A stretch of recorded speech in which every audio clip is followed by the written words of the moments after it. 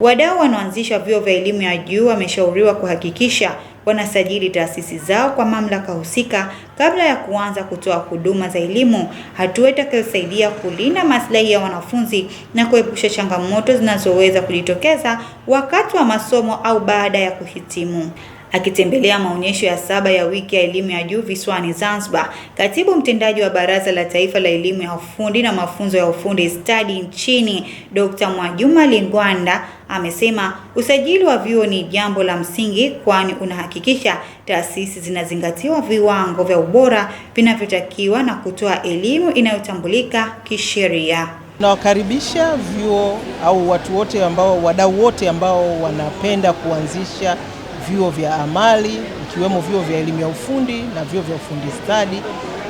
Sisi tunafanya usajili wa hizo taasisi, tunatoa ithibati, lakini tunaangalia mitaala iendane na soko, lakini vile tunasimamia kuhakikisha udahili unafanyika sawa sawa, na hatimaye wanafunzi wanafundishwa kama inavyotakiwa na kuhitimu na kwenda kwenye shughuli.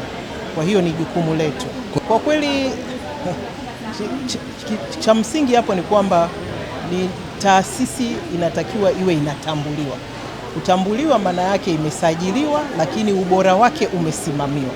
Ni hasara kupita kwenye chuo ambacho au taasisi ambayo haijasajiliwa, na hatupendi hilo litokee, na ni mojawapo ya sababu ya sisi kushiriki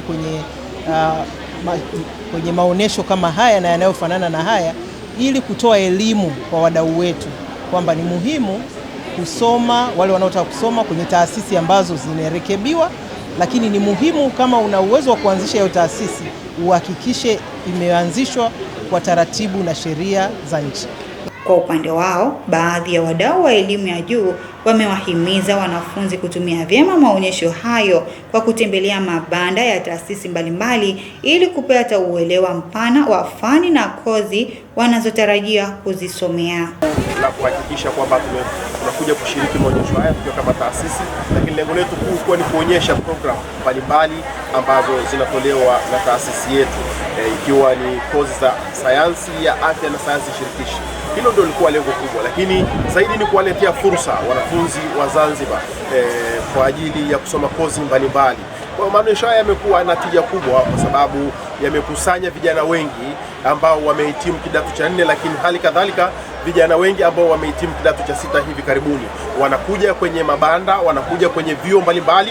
Kuna vyuo vya ndani ya Zanzibar, nje ya Zanzibar, lakini nje ya nchi wapo hapa kwenye maonyesho haya. Kwa hiyo utagundua kwamba maonyesho haya ni yana tija kubwa kwa wanafunzi, lakini wazazi na wadau wa elimu Zanzibar, kwa sababu yanawakusanya watu wa huduma za elimu mbalimbali kutoka mataifa mbalimbali, lakini kutoka kona mbalimbali, na wanafunzi kutoka Zanzibar sasa wanapata fursa ya kupata taarifa mbalimbali kwa wakati sahihi na wakati ambao wanahitajika sana. Hili kuhakikisha kwamba tunafikisha elimu iliyo sahihi, kwa maana ya kwamba sisi tumejikita katika elimu ya afya pamoja na elimu kama elimu.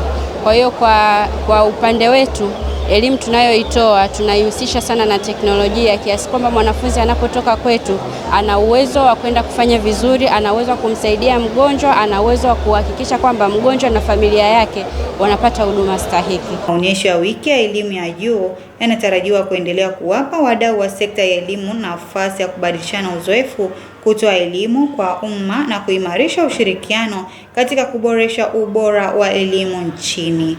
Hizi ni ripoti za ASAM Online TV. Mimi ni Amrat Kombo.